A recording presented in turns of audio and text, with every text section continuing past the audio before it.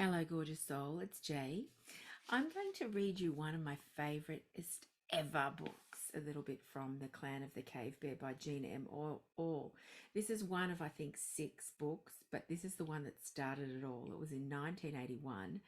And I used to love these books. I don't know how many times I've read them. I've literally read it probably every year of my life, or at least every 2 years of my life since then. So a very long time. So I just thought I would start with that. I think this book started my passion with healing, my passion with science, my passion with nature. There's so many things that I love about this book. So if you haven't read it, I urge you to pick it up. It's so good. But just a warning, if you do, you probably will need to read all 6. Just saying. Okay, so The Clan of the Cave Bear. The naked child ran out of the hide-covered lean-to towards the rocky beach at the bend in the small river. It didn't occur to her to look back. Nothing in her experience ever gave her reason to doubt the shelter, and those within it would be there when she returned. She splashed into the river and felt rocks and sand shift under her feet as the shore fell off sharply. She dived into the cold water and came up spluttering, then reached out with sure strokes for the steep opposite bank. She had learned to swim before she learned to walk at 5 and was at ease in the water. Swimming was often the only way a river could be crossed. The girl played for a while, swimming back and forth, then let the current float her downstream. Where the river widened and bubbled over the rocks, she stood up and waded to shore, then walked back to the beach and began sorting pebbles. She had just put a stone on top of a pile of especially pretty ones when the earth began to tremble. The child looked with surprise as the stone rolled down of its own accord, and stared in wonder at the small pyramid of pebbles shaking and leveling themselves. Only then did she become aware she was shaking too, and she was still more confused than apprehensive. She glanced around, trying to understand why her universe had altered in some inexplicable way. The earth was not supposed to move.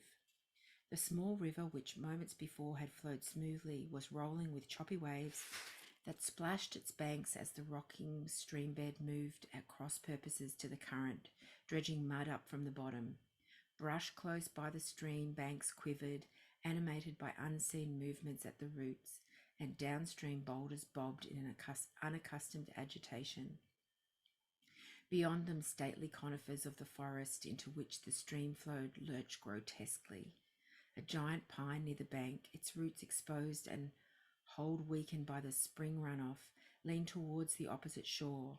With a crack, it gave way and crashed to the ground, bridging the turbid watercourse and laying shaking on the unsteady earth. The girl started at the sound of the falling tree. Her stomach churned and tightened into a knot as fear brushed the edge of her mind. She tried to stand but fell again, unbalanced by the sickening swaying. She tried again, managed to pull herself up and stood unsteadily, afraid to take a step. As she started toward the hide-covered shelter set back from the stream, she felt a low rumble rise to a terrifying roar. A sour stench of wetness and rot issued from a crack opening in the ground, like the reek of morning breath from a yawning earth. She stared uncomprehendingly at dirt and rocks and small trees falling into the widening gap as the cooled shell of molten planet cracked in the convulsion. The lean-to perched on the far ledge of the abyss tilted as half the solid ground beneath it pulled away. The slender ridge pole teetered undecidedly, then collapsed and disappeared into the deep hole, taking its hide cover and all it contained with it.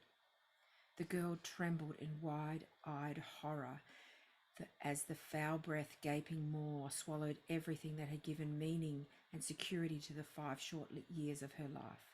"Mother! Mother!" she cried as comprehension overwhelmed her. She didn't know if the scream ringing in her ears was her own in the thunderous roar of rending rock.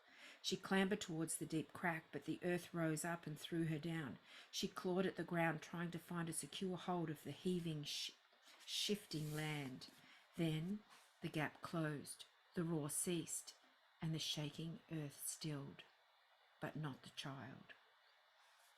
Lying face down on the soft, damp soil churned loose by the paroxysm that convulsed the land, she shook with fear. She had reason to fear. The child was alone in a wilderness of grassy steppes and scattered forests. Glaciers spanned the continent on the north, pushing their cold before them. Untold numbers of grazing animals and the carnivores that preyed on them roamed the vast prairies. But people were few. She had nowhere to go, and she had no one who would come and look after her.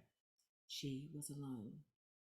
The ground quivered again, settling itself, and the girl heard a rumble from the depths, as though the earth was digesting a meal gulped in a single bite. She jumped up in panic, terrified that it would split again. She looked at the place where the lean-to had been. Raw earth and uprooted shrubs were all that remained. Bursting into tears, she ran back to the stream and crumpled in a sobbing heap near the muddy water. But the damp banks of the stream offered no refuge from the restless planet. Another aftershock, this time more severe, shuddered the ground. She gasped with panic and splashed the cold water on her naked body. Panic returned. She sprang to her feet. She had to get away from this terrifying place of shaking, devouring earth. But where would she go? There was no place for seeds to sprout on the rocky beach, and it was clear of brush, but the upstream banks were choked with shrubs, just sending forth new leaves. Some deep instinct told her to stay near water, but the tangled brambles looked impenetrable. Through wet eyes that blurred her vision, she looked the other way at the forest of tall conifers. Thin beams of sunlight filtered through the overlapping branches of dense evergreens, crowding close to the stream. The shaded forest was nearly devoid of undergrowth, but many of the trees were no longer upright.